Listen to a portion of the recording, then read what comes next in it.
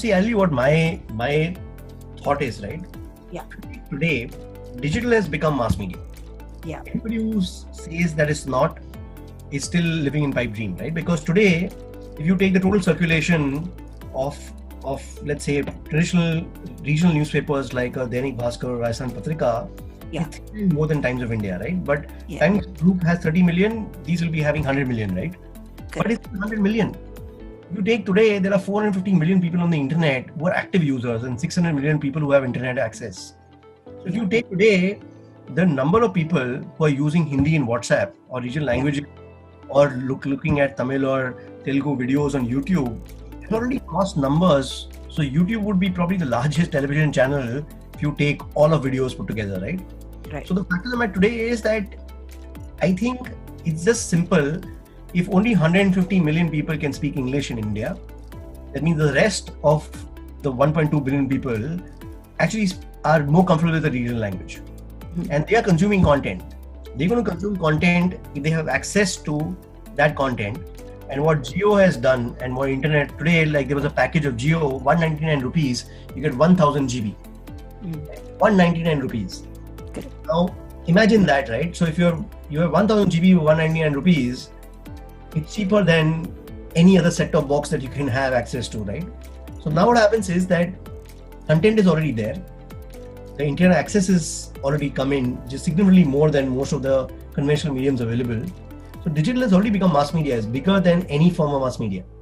So consumption has already happened. If you just take an India map and look at the mobile phone users, the internet users across the country, 10 years back, it was that most of the internet users in India were English speaking. But today, most of them are speaking regional languages. Yeah. Now, if you ask me, content is still to catch up. That means there is a lot more content possible in regional languages, and I think there is a clear opportunity out there. But I think to a great extent, AI and machine learning is going to create content, at least subtitles completely automated. Correct. You've seen the calls as Sundar Pichai did, where you can book a haircutting appointment using an AI bot and it sounds like a person. I don't see a few years down the line, you could feed in an English movie and the computer will translate that movie into 30 languages. So content conversion using AI and machine learning on real-time basis. So that means first of all, it'll convert it, and then there will be a physical guy who will see that movie, and maybe there are 5-10 corrections that he has to make in each language. That's all they'll have to do. And you will have one movie being shot in one language, and straight away it will be shot and given you. And not only that, if you've seen some of these fake videos, creator, where they actually even lip sync. Yeah. Done, right? Yeah. So the actor will be speaking in Tamil and he'll be like an Arnold or a Tom Cruise talking in Tamil, but his lip exactly the way when he would speak Tamil, how his lips would move, right? And that'll be part of the movie. So in a long story short, digital is already mass media.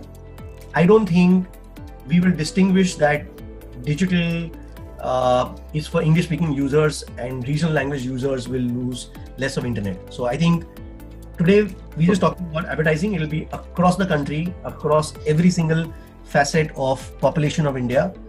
Regarding age, demographic, languages, doesn't matter. It's going to be all of India.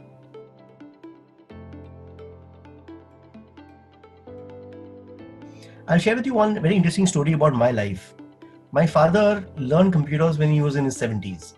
He started having a video call with me when I would travel. He started doing online courses. He actually did a 3-month Vipassana course online, and he was quite mind-blowing in using technology.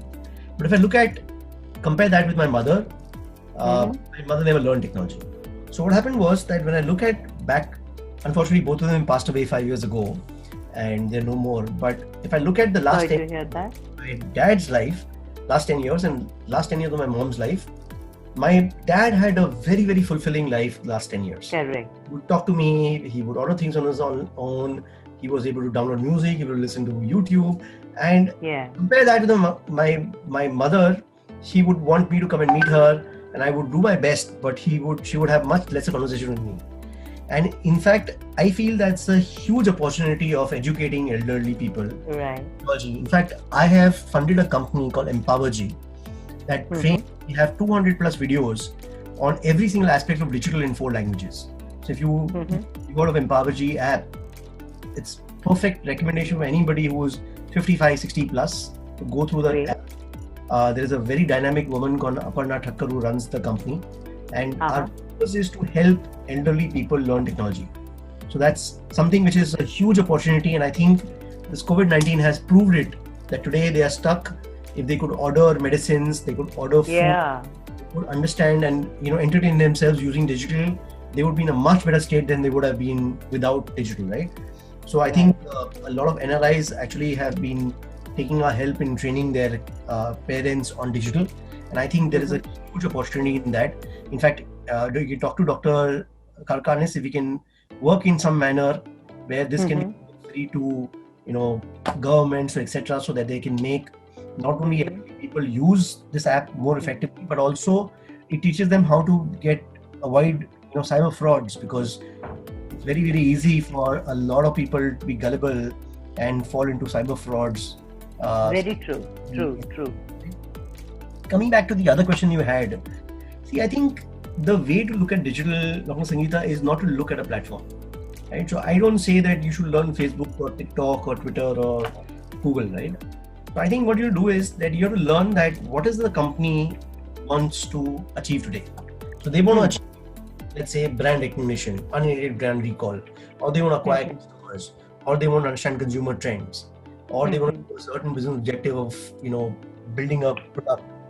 So I think what you do, you have to use the best platform at that point of time to achieve that purpose, right? So today, earlier at one point of time, you had to send a person on a horseback to communicate with somebody, and that's the way the letter would get delivered. Then we moved to offices. Today we have phones. Now we are doing this video call. So what we've done is that we have taken the most effective means of doing their job today, which in this case is a video call. But it's about it, right? Tomorrow, if there is a virtual reality thing where we all wear our headsets and we see ourselves in front of each other, and we can actually shake hands virtually and talk to each other face to face without knowing the difference in reality, then that's what we'll be using. So my thing is, don't think of TikTok. TikTok is a great information dissemination medium. It reaches out to a lot more people, but that is what it is today, right? So tomorrow, if there is something else here, that's what we'll end up using. But the need to communicate is not going to go away. The need to build a brand is not going to go away. The need to sell a product is not going to go away. So always look at it from the job to be done. The job is to sell. If TikTok helps us sell that product, so be it. If tomorrow there is a new medium that helps us sell the product, so be it. So our job we should learn how to sell a product and have enough proficiency in the current best product or service that can do the job today. So whatever that today, that product is. If it's TikTok. So that I'm sorry to interrupt you. So that, can you suggest, what you're saying is so meaningful, that for us, for the students to be learning, it's also imperative that we, the teachers, so-called the professors who are dealing with the young minds, we should also tune up ourselves, keep upgrading ourselves, absolutely, keep learning these new skills to impart knowledge and information to these young minds. So we're always challenging themselves to learn new avenues. So what I would suggest, maybe perhaps you can take it ahead since you're in this world, suggest to these people whom we are doing the conferences with to create modules where we also get hands-on learning.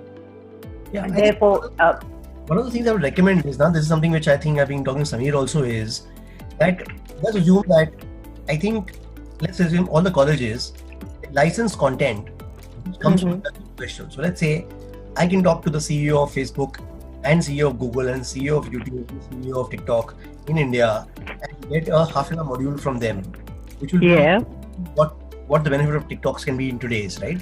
So today in your course, there is a half an hour module to be played at the end of that course. When you learn. Now, the thing is that a lot of times I've seen this apprehension of wanting us to come into the classroom, right? Now, that's not possible. Generally, what happens is that I've had so many invitations to come and speak in the classroom, but if I can address today 1,000 people in one shot, and this absolutely can be we use the digital space to the best benefit for everybody. Exactly. So I think we're open to that, and then I think this is a great idea for Professor Sameer. Like, I think you can actually create content which is the license given to all the physical colleges. Right. It's the existing courses, and it's charged on a license basis on a yearly basis, and every year you'll keep updating it. Yeah. But all they need is So we are in the Vivek, we are in the process of content creation currently on multiple topics. Digital transformation definitely, but multiple topics, and we are also blending it with the modules from the Harvard Business School online.